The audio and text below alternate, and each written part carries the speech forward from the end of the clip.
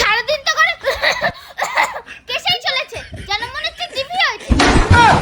আবার এই বুড়োটা 2 মিনিটের জন্য ঘরের বাইরে গেলে সঙ্গে সঙ্গে আমাকে ফোন করে জিজ্ঞেস করবে, বৌমা আজকে কি রান্না করেছো?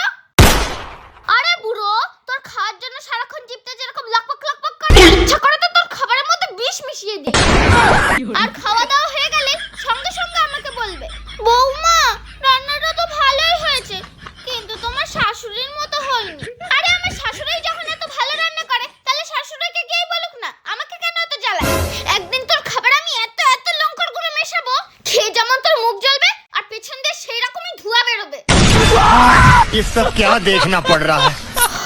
এবার ফোনটা ধরি। হ্যালো বাবা। হ্যাঁ বৌমা, হ্যাঁ বাবা বলুন। ভুল করে লেগে গেছে বৌমা। আচ্ছা ঠিক আছে বাবা। रुको जरा ভুল করে লেগে গেছে না? আমার যদি কাপড় কাচার সময় কলারটা একটুও দাগ লেগে থাকে, আমাকে বলবে, বৌমা চোখ থাকতে এই দাগটা দেখতে পারোনি? তাহলে বুড়ো, চোখ থাকতে তোর কি করে ভুল হয়? আমার তো মাঝে মাঝে ইচ্ছা করে যেই শার্টটা দিয়ে তোর ধুতিগুলো কাচি না, সেই শার্টটা দিয়ে তোর পুরো জড় গোষ্ঠীকে ধুয়ে দিই। সকাল সকাল পুরো মুডটাই খারাপ করে দিল। no no no no